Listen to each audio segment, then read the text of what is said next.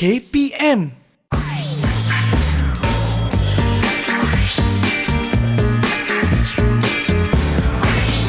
Didik TV KPM. Salam sejahtera calon-calon SPM. Saya Chris MJ, temankan anda di slot Sukses SPM Pecutan, di mana hari ini kita akan fokus pada mata pelajaran matematik tambahan. Okey, siapa nak skor? Siapa nak skor untuk mata pelajaran ni? Okey, angkat tangan. Nak skor kan? Okey, kalau nak skor, jom kita persilakan guru untuk episod kali ini.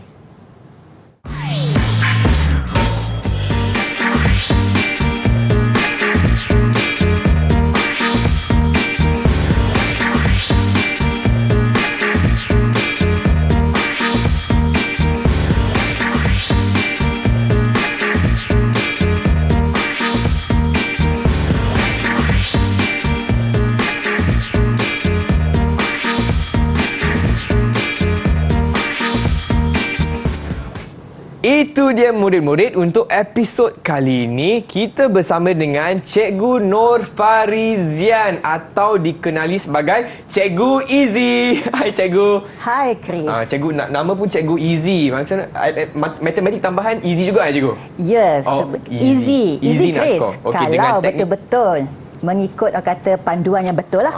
Okey, dengar tu murid-murid. Baiklah semua, hari ini kita juga bersama dengan Cikgu Aida selaku juru bahasa isyarat. Hai Cikgu Aida, apa khabar? Okey, baiklah. Tanpa buang masa lagi Cikgu, jom kita teruskan dengan segmen seterusnya. Apakah fokus kita dan teknik menjawab untuk matematik tambahan? Silakan Cikgu. Okey, pada hari ini kita akan melihat, yang pertama adalah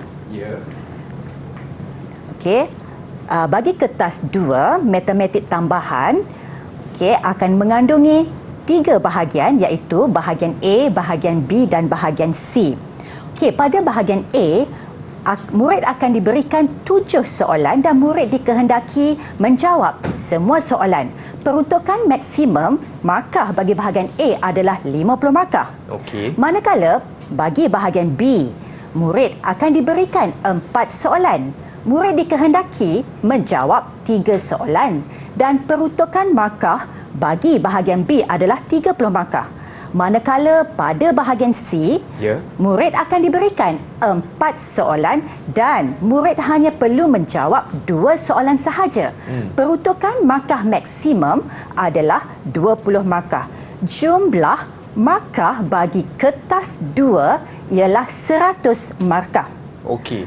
Untuk menjawab kertas 2, masa yang diperuntukkan adalah 2 jam 30 minit. Jelas Chris? Jelas Cikgu. Mengenai kertas 2 yang mengandungi 3 bahagian. Jadi, agak-agak berapakah jumlah keseluruhan soalan yang perlu murid jawab? Semua ke Cikgu? Tidak semua. Tidak semua tadi sebab bahagian A ada 7 soalan. 3 bahagian B. 12 soalan Cikgu. Ada 12 soalan. Cikgu akan kongsikan beberapa panduan untuk menjawab soalan matematik tambahan. Yang pertama, baca soalan dengan teliti dan kenal pasti kata kunci soalan. Yang paling penting adalah kata kunci. Sebab apa? Sebab selepas kita kenal kata kunci, barulah kita boleh menyusun jalan penyelesaian dengan menulis dengan kemas, sistematik dan teratur. Dan yang panduan ketiga adalah murid perlu patuhi kehendak soalan. Apakah yang dikatakan dengan kehendak soalan? Sebagai contoh, dalam kotak merah ini, penyelesaian secara lukisan berskala tidak dibenarkan. Gunakan graf untuk mencari nilai-nilai tertentu. Gunakan graf ni bermaksud graf yang murid lukis bagi menjawab soalan tersebut. Dan seterusnya, panduan seterusnya adalah penggunaan rumus yang tepat. Rumus akan diberikan sebagai panduan. Rumus ini akan diberikan dalam buku soalan kepada murid-murid. Dan jika jawapan akhir melibatkan wang, murid perlu menulis 2 tempat perpuluhan. Dan pada paparan adalah separuh sahaja rumus yang cikgu bawa ke studio hari ini. So yang ini akan diberilah Cikgu? Yang ini akan diberi sebagai panduan kepada murid-murid nanti. Cikgu, bagaimana pula dengan penggunaan kalkulator Cikgu? Kalkulator ada murid boleh bawa masuk kalkulator ke dewan Cuma, kalkulator ini hanya membantu murid untuk jalan kerja pengiraan sahaja dan menyemak jawapan, Chris. Okey. Baiklah, terima kasih cikgu. Baik, itu dia fokus kita untuk hari ini, matematik tambahan kertas 2. Tapi murid-murid, kita akan berehat sebentar. Jangan ke mana-mana, kembali lagi Didik TV KPM. Didik TV KPM. Didik TV KPM. Salam sejahtera murid-murid, anda sedang menonton slot Sukses SPM Pecotan bersama saya Chris MJ dan juga Cikgu Izzy untuk matematik tambahan kertas 2. Baiklah Cikgu Izzy, apakah fokus kita untuk segmen seterusnya? Okey, terima kasih Chris. Pada hari ini kita teruskan dengan soalan contoh yang pertama yang melibatkan persamaan serentak. Jadi soalan kita, kata kunci di sini adalah selesaikan persamaan serentak 2x tambah y sama dengan 1 dan 2x kuasa 2 tambah y kuasa 2 tambah xy sama dengan 5. Berikan jawapan anda betul kepada 3 tempat perpuluhan. Jadi di sinilah yang cikgu nak tekankan kata kunci, iaitu selesaikan dan menulis jawapan kepada 3 tempat perpuluhan. Di paparan terdapat 2 persamaan diberikan. Murid perlu mengenal pasti persamaan adakah persamaan yang diberikan persamaan linear ataupun persamaan tak linear. Jadi dekat paparan cikgu dah tulis persamaan 2x tambah y sama dengan 1 merupakan persamaan linear. Dan 2x kuasa 2 tambah y kuasa 2 tambah xy sama dengan 5 adalah persamaan tak linear. Faham? Okey. Jadi hari ini untuk menyelesaikan kedua-dua persamaan ini, untuk mencari nilai pemboleh ubah x dengan y ini, cikgu menggunakan kaedah penggantian. 2x tambah y sama dengan 1 kita label sebagai persamaan pertama, manakala 2x kuasa 2 tambah y kuasa 2 tambah xy sama dengan 5 sebagai persamaan kedua. Dan kita perlu memilih salah satu pemboleh ubah untuk dijadikan sebagai perkara rumus. Sekarang kita jadikan y sebagai perkara rumus dan persamaan y sama dengan 1 tolak 2x ini kita jadikan sebagai persamaan ketiga. Maka persamaan ketiga ini kita perlu ganti ke dalam persamaan 2, iaitu persamaan tak linear. Okey, perhatikan di sini. Kalau ikutkan perhatikan anak panah, y kuasa 2 cikgu telah gantikan dengan 1 tolak 2x dan berhati-hati perlu dikuasa 2kan. Okey, faham. Okey. Tambah x dan sekali lagi y perlu diganti dengan 1 tolak 2x sama dengan 5. Jadi murid-murid perlu melakukan proses pengembangan sehinggalah mendapat persamaan kuadratik dalam bentuk am. 4x kuasa 2 tolak 3x tolak 4 sama dengan sifar. Untuk menyelesaikan persamaan ini, murid perlu menggunakan rumus kuadratik, iaitu x sama dengan negatif b tambah tolak punca kuasa 2 b kuasa 2 tolak 4 AC per 2a. Okey, rumus ini akan diberikan dalam senarai rumus. Nasib baik cikgu. Jadi murid hanya perlu menulis, dan di sinilah penekanan cikgu, murid perlu menulis terlebih dahulu rumus sebagai panduan. Faham? Okey, jadi bagaimana kita jadi daripada persamaan kuadratik kita kena pasti nilai a, nilai B dan nilai C. Dan setiap nilai A, B, C ini kita ganti ke dalam rumus kuadratik. Faham? Okey, di sini cikgu nak beri penekanan. Okey, disebabkan rumus kita bermula dengan negatif, nilai B kita pun negatif. Jadi, ganti terlebih dahulu, tulis satu persatu. Okey, dan terdapat operasi tambah dan tolak di sini. Jadi, murid perlu menulis pecahan, perlu pecah kepada 2 bahagian lah. 1 untuk operasi tambah dan 1 untuk operasi tolak. Dan di sinilah yang cikgu bagi tahu tadi, penggunaan kalkulator di sini untuk membantu pengiraan murid-murid. Okey, jadi pengisian setiap nilai ABC telah dilakukan. Jadi, menggunakan kalkulator, kita akan mendapat nilai X sama dengan 1.443 dan jawapan akhir mesti ditulis 3 tempat perpuluhan. Ini jawapan pertama untuk nilai X yang pertama. Jadi untuk nilai X yang kedua, negatif 0.693. Masih lagi perlu ditulis 3 tempat perpuluhan. Okey, pemboleh ubah persamaan ini ada X dan Y. Ya. X kita dah dapat, Chris. Ya. So, untuk mendapatkan nilai Y, Kita terus gantikan nilai X dalam persamaan pertama. Betul tak, cikgu? persamaan ketiga, Chris. Persamaan ketiga. Terlindung sikit kan, betul. persamaan ketiga. Y. Y sama dengan 1 tolak 2X.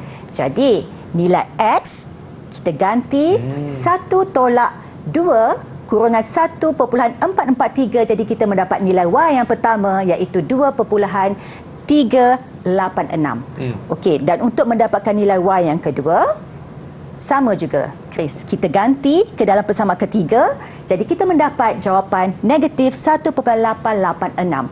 Dan ingat, arahan soalan adalah jawapan mesti 3 tempat perpuluhan. Okey. Jadi ini adalah penyelesaian bagi soalan contoh 1 kita. Selesai, cikgu. Selesai. Okey, seterusnya, Chris. Okey. Okey, kita tengok soalan contoh kedua yang melibatkan logaritma dan set. Soalan A, adakah punca kuasa 2 0.25 suatu set? Justifikasikan jawapan anda. Dan soalan B yang pertama, buktikan logaritma asas AB sama dengan logaritma asas CB per dengan logaritma asas CA. Soalan B yang kedua adalah seterusnya ungkapkan logaritma asas 3H tambah logaritma asas 9K sebagai satu logaritma tunggal dalam asas 3. Untuk menyelesaikan soalan A, Ya. kata kunci dekat sini sebenarnya adakah. Jadi kalau adakah, jawapan dia ya, Atau tidak, tidak. atau ya atau bukan. Okey. Jadi cuma ada lagi kata kunci di sini adalah justifikasikan jawapan anda. Okey. Murid perlu tunjukkan dulu jalan kerja. Okey, kalau ikutkan jalan kerja dekat sini, setelah kita buat pertukaran, punca kuasa 2 0.25 sama dengan punca kuasa 2 25 per 100 sama dengan 5 per 10 dan dipermudahkan 1 per 2. Okey, dan dia merupakan bukan set. Bukan set, itu jawapan yang pertama. Dan perlu disokong dengan justifikasikan jawapan anda. Alasan kenapa dia bukan set. Kerana 1 per 2 adalah nombor nisbah. Okey. Dan bagi soalan pertama B, buktikan. Pada paparan, cikgu letakkan 3 hukum blok yang dijadikan panduan. Okey, murid boleh jadikan panduan. Jadi kalau dalam semasa SPM nanti, murid boleh merujuk hukum ini pada senarai rumus. Okey, dah diberilah. Okey, sudah diberi. Jadi, kita akan andaikan logaritma asas AB sebagai X. Okey. Dan daripada persamaan logaritma tadi, kita tukarkan dia kepada persamaan indeks di mana asas kita adalah A dan dia akan jadi asas A kuasa X sama dengan B. Tukar ke bentuk indeks. Okey. Okey, langkah seterusnya, disebabkan kita nak buktikan dia sama dengan logaritma asas C, maka kita akan tambahkan logaritma asas C kiri dan kanan supaya dia berlaku keseimbangan di sini. Okey. Dan kita seterusnya kita akan menggunakan hukum yang ketiga. Hukum ketiga ni adalah hukum kuasa log. Okey, hukum kuasa log di mana kuasa okey akan ditulis di depan perkataan log dan seterusnya kita akan jadikan X sebagai perkara rumus. Jadi logaritma X sama dengan logaritma asas CB per logaritma asas CA. Faham? Okey, dan terbuktilah, Chris. Ya. Sebagaimana kehendak soalan di mana kita ganti baliklah X yang kita katakan tadi dengan logaritma logaritma asas AB. Okey. Jadi terbukti. Okey. Dan seterusnya kita tengok bagaimana untuk menjawab soalan B yang kedua, ungkapkan logaritma asas 3H tambah logaritma asas 9K sebagai satu logaritma tunggal dalam asas 3. Kata kunci di sini adalah asas 3. Okey. Jika diperhatikan, okey, asas yang diberikan adalah berbeza bagi sebutan pertama dan sebutan kedua. Ya. Jadi untuk menyelesaikan soalan logaritma, semua asas asas bagi setiap sebutan mesti sama. Ya. Okey. Dan kata kunci satu lagi adalah seterusnya. Jadi kita boleh menggunakan rumus yang diberikan daripada B1 tadi. Maklumat yang pada B1. Ya. Kita akan menukarkan sebutan kedua logaritma asas 9 ini menggunakan rumus dalam kotak kuning. Faham? Jadi kalau ikutkan sekarang ni, logaritma asas 3K per dengan logaritma asas 39. Okey. Ketiga-tiga sebutan dah dah mempunyai asas yang sama, iaitu Betul. 3. 3. Okey. Jadi, yang ini logaritma asas 39 kita perlu tukar sekali lagi. Sebab apa? 9 kita boleh tukar jadi asas 3 kuasa 2. Kuasa 2. Okey. Okey, masih lagi nilai dia sama. Okey, dan di sini kita akan menggunakan hukum yang ketiga sekali lagi. Kuasa 2 ni kita akan tulis di depan logaritma asas 3. Okey. Okey, Faham? dan dekat sini kita gunakan hukum kuasa lah. Hukum kuasa itu hukum yang ketiga. Hukum ketiga Okey, hukum ketiga. Dan kita akan satu lagi tips panduan dekat sini adalah logaritma asas 3 ni nilai dia 1. Asas dan nilai dia sama, dia akan memberi nilai dia 1. 1, faham? Okey. Dan kita akan menulis jalan kerja seterusnya 1/2 logaritma. Okey, yang ni 1/2 logaritma asas 3K, dan kita akan menggunakan hukum yang ketiga sekali lagi di sini, di mana kuasa kita naikkan 1/2 kita naikkan sebagai kuasa. Ya. Dan kita menggunakan untuk meringkaskan supaya jadi log tunggal ni. Sekarang ni kita ada 2 log. Betul. Jadi untuk menulis log tunggal, kita menggunakan hukum yang pertama. Hukum yang pertama. Okey. Sebab dia tambah, jadi kita akan menulis H darab dengan K kuasa 1/2.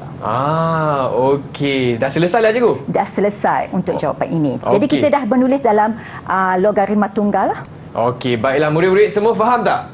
Faham Okey, baiklah. Tapi bukan itu sahaja untuk hari ini. Kita akan berehat sebentar. Jangan ke mana-mana. Terus bersama kami di Sukses SPM Pecotan. Didik TV KPM. Didik TV KPM. Apa khabar semua? Salam sejahtera. Saya Chris MJ temankan anda di slot Sukses SPM Pecotan bersama dengan Cikgu Easy untuk mata pelajaran Matematik Tambahan Kertas 2. Baiklah Cikgu Easy, murid-murid di rumah pun dah sedia, dah semangat nak belajar teknik menjawab soalan Kertas 2. Apa kata kita teruskan dengan sesi pecotan kita, Cikgu? Silakan. Okey, terima kasih Chris. Untuk bahagian B, ini cikgu mengambil contoh soalan untuk bahagian B yang melibatkan tajuk hukum linear dan geometri koordinat. Okey, soalan contoh keempat. Okey, pada paparan, jadual menunjukkan nilai-nilai bagi pemboleh ubah X dan Y. Jadi akan diberikan satu jadual X dengan Y, dan dia akan melibatkan satu persamaan, iaitu persamaan dekat sini Y tambah punca kuasa 2H sama dengan K kuasa 2 per X. Okey, dan perhatikan persamaan diberi dengan keadaan H dan K ialah pemala. Okey, dan untuk soalan ini akan ada pecahan A dan B. A dan B. Jadi cikgu akan bincangkan soalan A terlebih dahulu. Okey, soalan A adalah kehendak soalan plot XY melawan X. Kalau kita ingat balik, jadual yang diberikan hanya X dan Y. Jadi kita perlu membina jadual baharu. Okey, jadual baharu di mana X kita kekalkan sebab plot XY melawan X. Cuma kita kena mencari nilai yang baharu XY. Jadi kita perlu membuat pendaraban nilai X dengan Y daripada jadual asal kita. Faham? Okey, jadi di sinilah penggunaan kalkulator, pendaraban nilai X dan Y.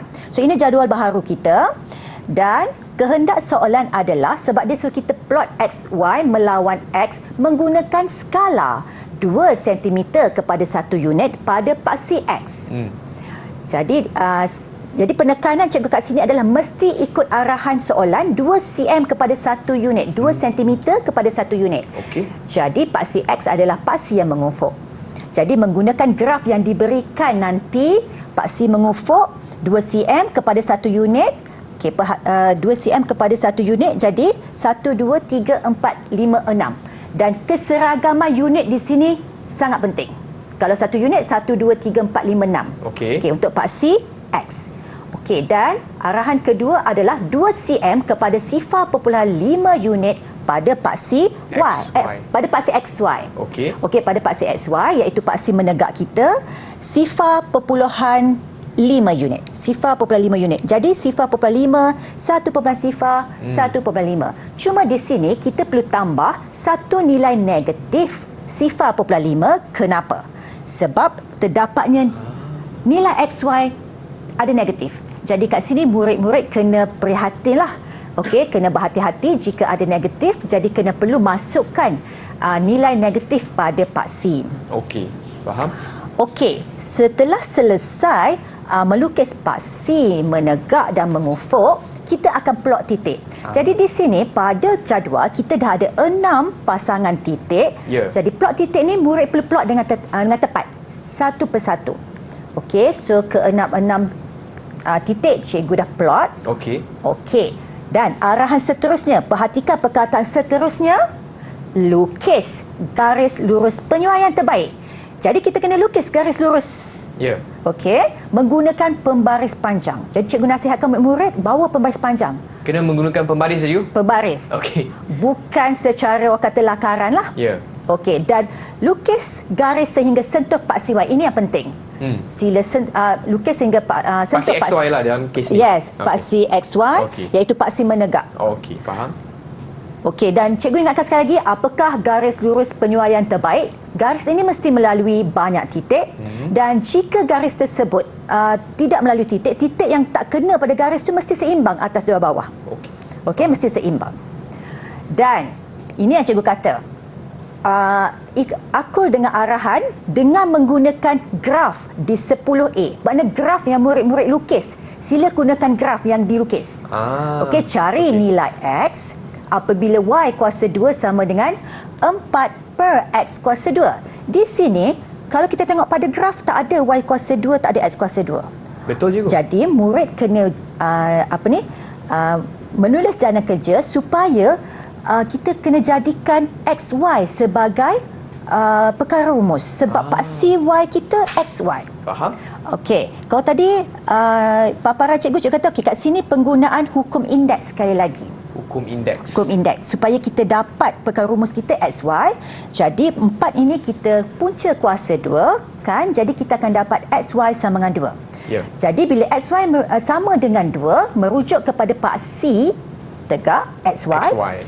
Pada nilai 2.0, kita buat garis putus-putus sentuh garis lurus kita. Betul. Dan kita akan baca nilai pada paksi X, sebab yang kita nak cari adalah nilai X. Faham. Jadi murid kita kena tulis X sama dengan 2.7 sebab soalan minta nilai X. Okey, dan seterusnya bagi soalan B yang kedua, tulis Y tambah punca kuasa 2H sama dengan K kuasa 2 per X dalam bentuk linear. Jadi, bagaimana untuk menulis persamaan ini ke bentuk linear? Okey, panduan yang cikgu nak bagi hari ini adalah kita ikut paksi Y kita. Paksi Y kita XY. Kat sini sebutan pertama kita Y sahaja. Jadi, kita perlu mendarab setiap sebutan pada persamaan dengan X. Jadi kita akan perolehi YX tambah X punca kuasa 2H sama dengan K kuasa 2. Jadi kita jadikan YX sebagai perkara rumus. Jadi ini adalah persamaan linear kita lah.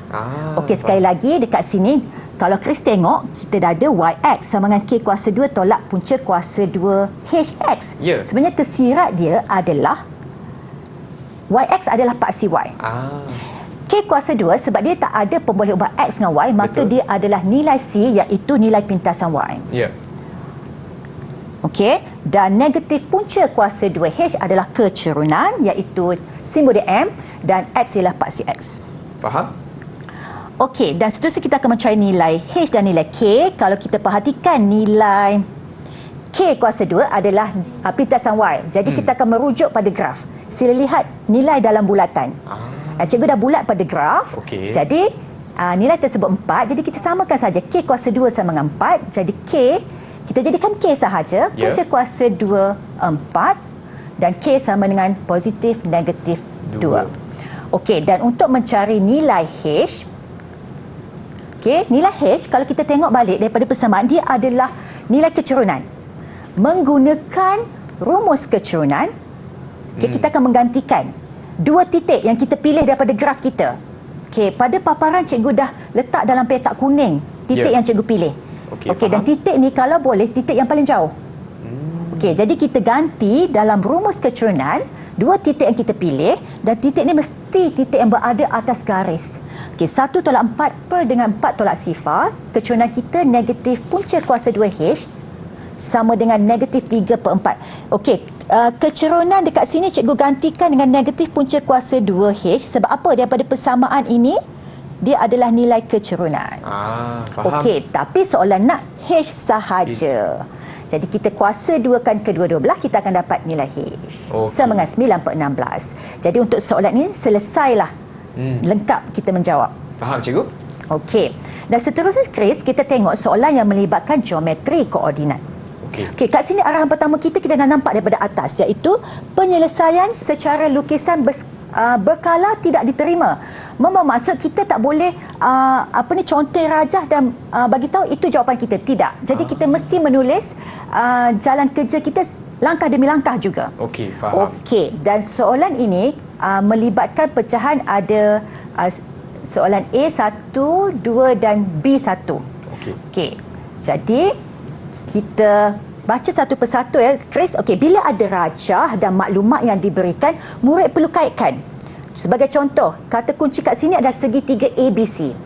Jadi murid boleh highlight dekat rajah. Mana segitiga ABC? Dan segitiga CDE. Okey. Dan garis lurus, kata kunci seterusnya adalah garis lurus bersilang. Garis lurus AE, yang warna hijau AE bersilang dengan BD pada titik C. Dan titik C ialah titik tengah. Jadi murid kena faham kat situ, C merupakan titik tengah bagi AE. Okey, manakala bagaimana pula dengan nisbah ini, BC, nisbah CD. Murid, kalau cikgu galakkan contenglah rajah. Okey, di mana BC sama dengan 2. Okey, jadi tulis kat situ, BC sama dengan 2. Faham. CD sama dengan 3. Okey, sebenarnya kalau tengok pada rajah, BD merupakan tembereng garis. C ialah titik yang membahagi garis BD mengikut nisbah. Jadi mengikut nisbah. Jadi kita akan label nanti 2 dengan 3 itu sebagai M nisbah N. Dan soalan yang pertama kita adalah cari koordinat D. Koordinat D berada pada garis BD. Kalau perhatikan, B kita ada koordinat, C tak ada, tapi D adalah kehendak soalan. Jadi maklumat belum cukup. Betul. Jadi kita menggunakan maklumat yang diberi, iaitu titik tengah. Rumus titik tengah. Jadi kita ambil rumus titik tengah. Sebab apa? Kita nak mencari titik C terlebih dahulu. Betul, faham. Okey. Jadi AE ada maklumat. Ada 2 nilai yang kita boleh ganti dalam rumus titik tengah. Okey, cuma berhati-hati sebab untuk yang pertama ini dia adalah melibatkan nilai X bagi kedua-dua titik. Okey, 3 tambah 7 per 2. So ini adalah rumus titik tengah. Jadi kita akan dapat nilai titik tengah iaitu 5 negatif 2. Jadi setiap maklumat dan rajah murid boleh kaitkanlah. Okey. Betul. Tapi koordinat D belum dapat lagi. Betul. Kita nak cari D kan? Nak cari D. Sekarang ni kalau cikgu lebih suka lukis lakar balik tembereng garis tu di luar. Okey, supaya lagi jelas. Okey, dengan label lah. Okey. So nisbah dah diberi. Disebabkan kita nampak C ni merupakan titik yang membahagi tembereng garis dan kita nak mencari koordinat D, jadi kita menggunakan rumus titik yang membahagi tembereng garis. Cuma berhati-hati dekat sini, X, Y ini sebenarnya kita akan ganti dengan titik C. Sebab titik D adalah titik yang kedua kita. Faham. Okey. Jadi kita akan ganti setiap nilai, iaitu perhatikan dekat sini ini adalah N. Jadi N kita 3 lah. Okey. Darab dengan koordinat yang pertama negatif 1 dan 2, kita macam seolah silangkan dia. X yang kedua. Okey. Ini yang cikgu pesan. setiap kali menggunakan rumus, tulis rumus dulu sebagai panduan, lepas tu isi nilai mesti nilai yang tepat. Okey. Okey, dan dekat sini sebab kita nak dapatkan nilai bagi titik X yang kedua, jadi kita samakan X dengan X. Jadi sini kita buat proses algebra kita buat pendaraban dan kita jadikanlah X kedua kita sama dengan 14. Jadi kita dah dapat titik X bagi koordinat D. Faham? Okey, dan seterusnya untuk mendapatkan titik Y, kita samakanlah nilai Y negatif 2 sama dengan negatif 24 tambah 2Y kuasa 2 per dengan 5. Sebab apa 5? 2 tambah 3. Okey. Jadi kita dapat Y sama dengan 7. Faham. Okey, jadi koordinat D, kita mesti tulis dalam kurungan 14, 7. Okey, kita teruskan dengan soalan seterusnya iaitu luas dalam unit kuasa 2 segitiga CDE. Okey. Okey, CDE. Jadi dekat sini murid kena tengok pada rajah mana segitiga yang kita nak cari. Ya. Okey, dan maklumat yang kita dapat kita tulis balik pada rajah. Macam tadi C kita dah dapat, D pun kita dah dapat. Betul. Dan disebabkan ini adalah segitiga ni adalah salah satu segitiga yang bukan bersudut tegak, kita menggunakan rumus luas poligon.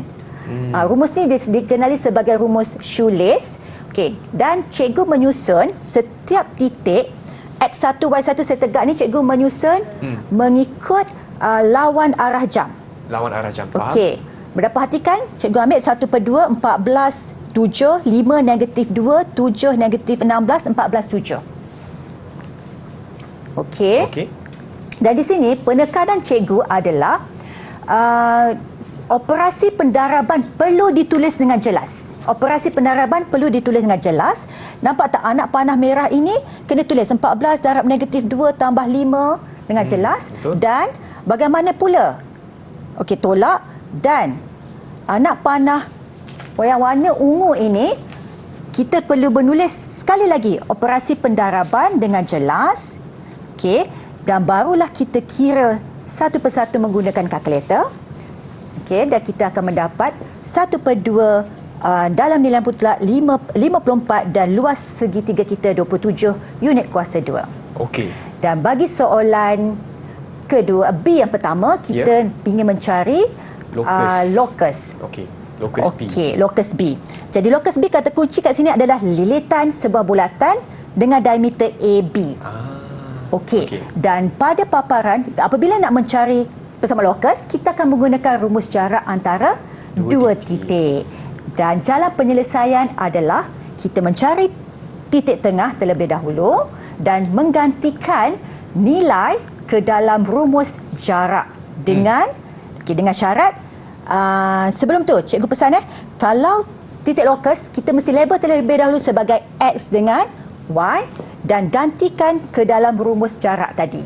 Jadi kita proseskan dia supaya kita dapat bersama locus kita X kuasa 2 tambah Y kuasa 2 tolak 2X tambah 6Y tolak 19 sama dengan 0. Itu dia teknik menjawab soalan bahagian B, betul tak cikgu? Bahagian B dengan topik hukum linear dan geometri koordinat. Baiklah murid-murid, kita akan berehat seketika.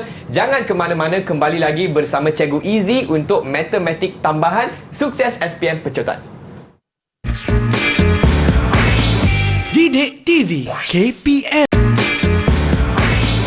Didik TV KPM.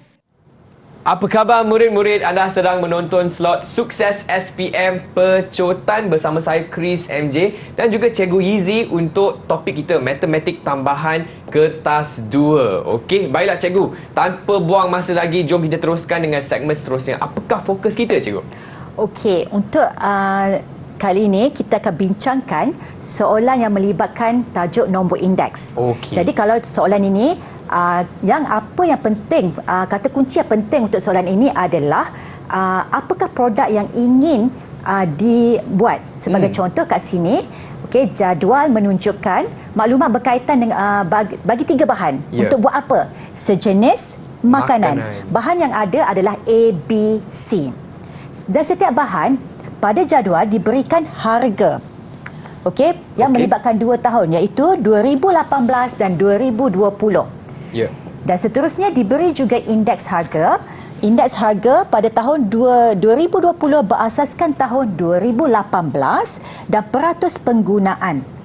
Cuma sekarang ni, okey, untuk soalan ni akan ada pecahan A, B dan C. Okey. Okey, untuk menjawab soalan ini, Chris, murid perlu tengok kata kunci yang diberikan sebab harga dengan indeks harga adalah adalah istilah yang berbeza. Harga adalah harga, indeks harga adalah yang melibatkan peratus sebenarnya.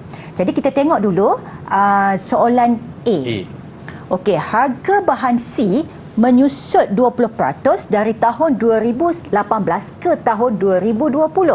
Jadi kita akan rujuk pada jadual dan kita akan lihat apakah maklumat pada C. Okey, tapi dekat sini dia hanya nakkan nilai X sahaja. Kata kunci dia menyusut.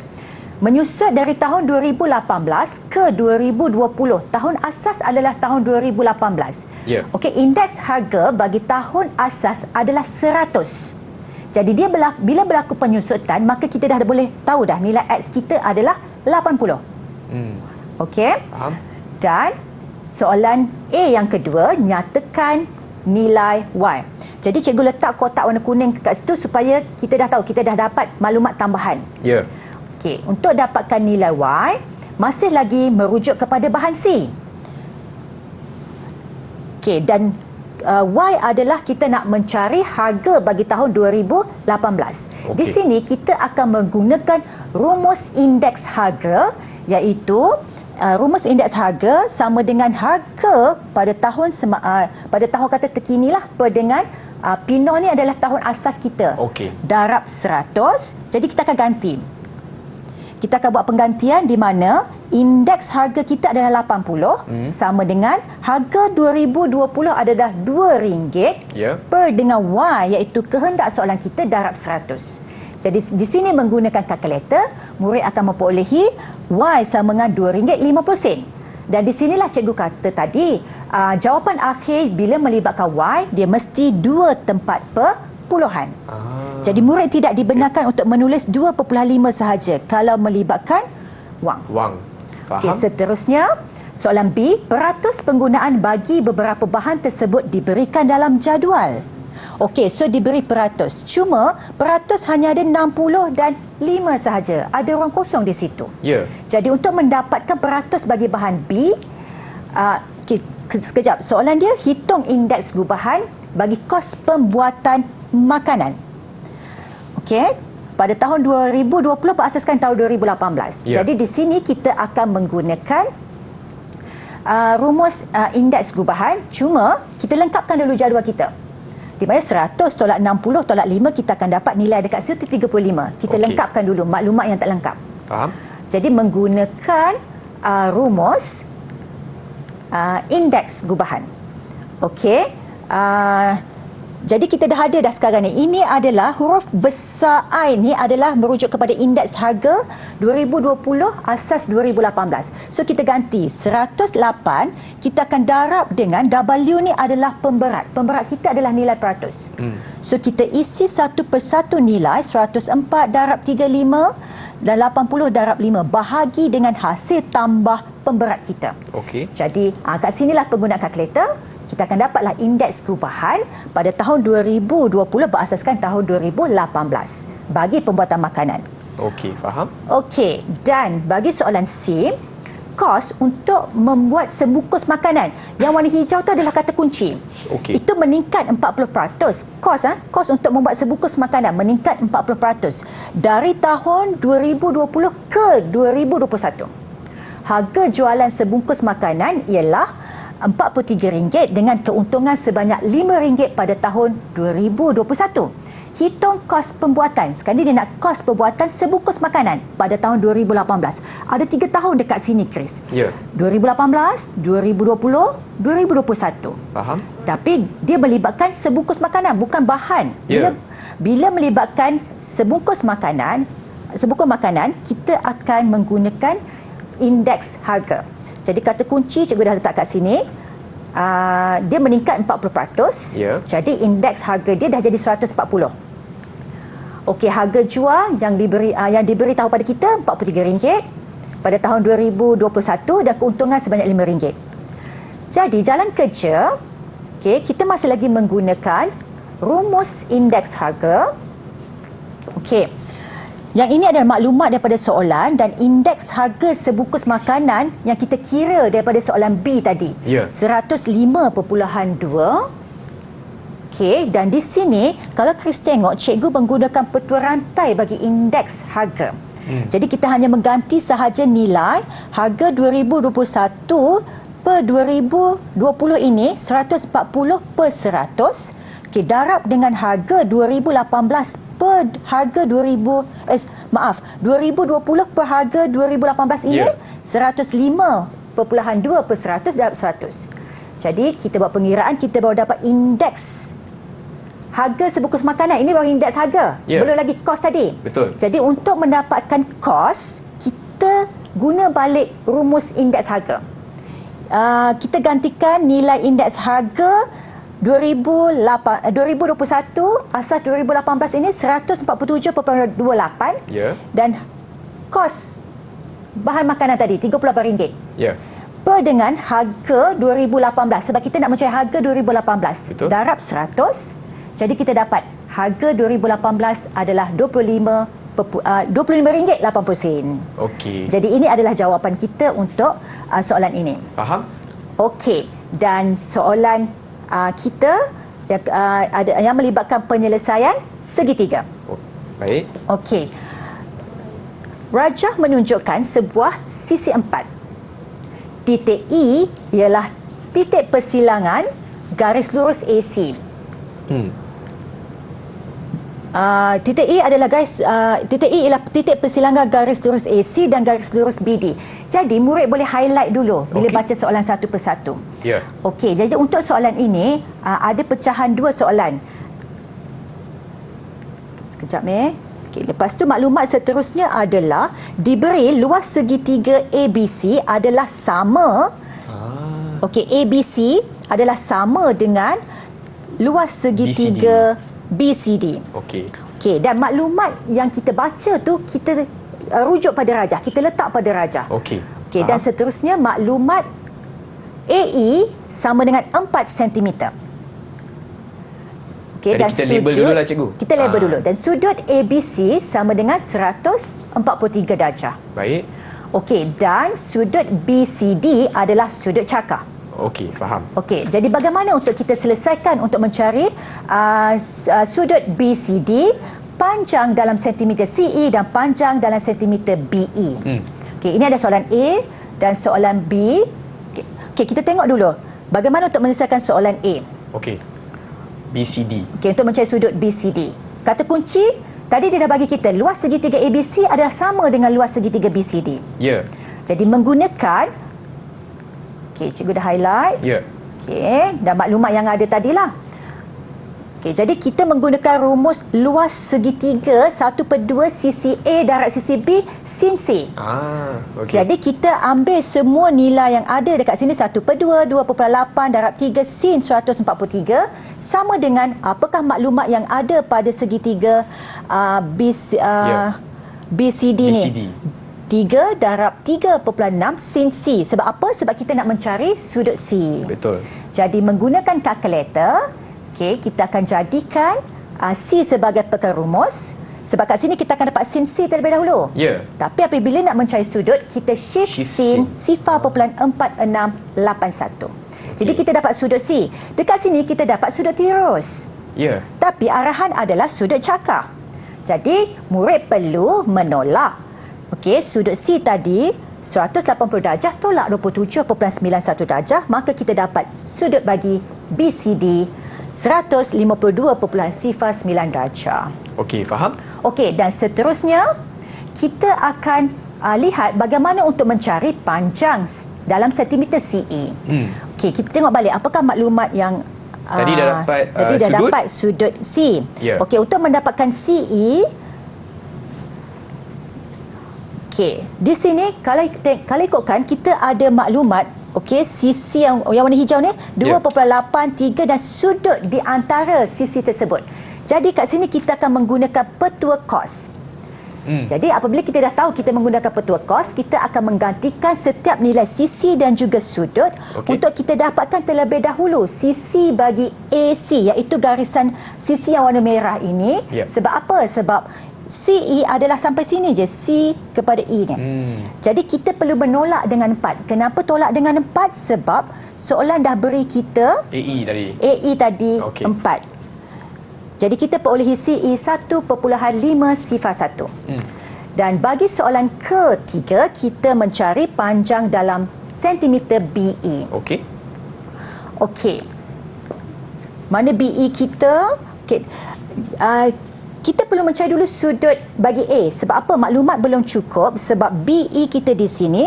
Cuma cikgu ubah sikit. Kita perhatikan kita menggunakan sebab BE di sini. Jadi panjang AC tadi 5.5 sifar 1. Okey, kalau ikutkan kita menggunakan pula petua sinus.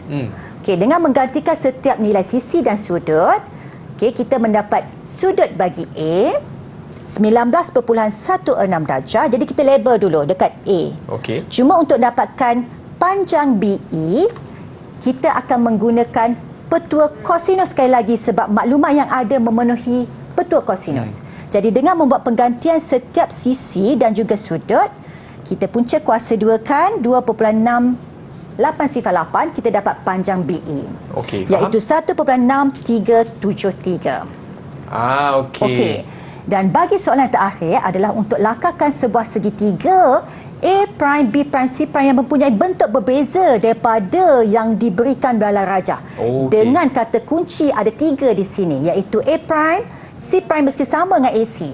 B prime, C prime mesti sama dengan BC dan sudut B prime sudut B prime, A prime, C prime sama dengan sudut BAC. Dan soalan seterusnya adalah nyatakan saiz sudut bagi A prime, B prime, C prime. Okey, di sini perhatikan. Okey, itu adalah maklumat yang dikehendaki. Jadi cikgu gerakkan segitiga asal. Jadi bagaimana kita nak melukis segitiga selain pada asal ni? Kita lukis garis yang sama panjang CB, tapi kita label dengan B prime. Okey. Dan kita sambunglah garisan untuk membentuk segitiga. Dan perhatikan disebabkan garis lurus, jadi kita akan dapatkan sudut bersepadan dengan 143 tu ada 37 darjah dan sisi tadi sama. Okey, dan sudut pada B prime adalah juga 30 darjah sebab dia membentuk segitiga sama kaki di sini. Jadi kita kena nyatakan sudut A prime, B prime, C prime sama dengan 37 darjah. Okey, faham. Itu dia contoh yang terakhir untuk episod kali ini. Betul tak cikgu? Ya. Okey, tapi sebelum itu mungkin cikgu boleh kongsikan rumusan yang ringkas tentang apa yang telah kita belajar hari ini, cikgu. Silakan. Okey, yang paling penting adalah murid mesti kena pasti dulu kata kunci daripada setiap soalan. Dan selepas itu murid boleh fikir apakah kaedah ataupun penggunaan rumus yang tepat bagi soalan yang diberikan. Okey, baiklah. Dengan itu, Chris ingin ucapkan ribuan terima kasih kepada Cikgu Aida selaku juru bahasa isyarat dan juga terima kasih kepada Cikgu Izzy untuk kelas matematik tambahan kita hari ini. Sekian daripada saya, Chris MJ. Terus bersama kami di Didik TV KPM. Bye semua.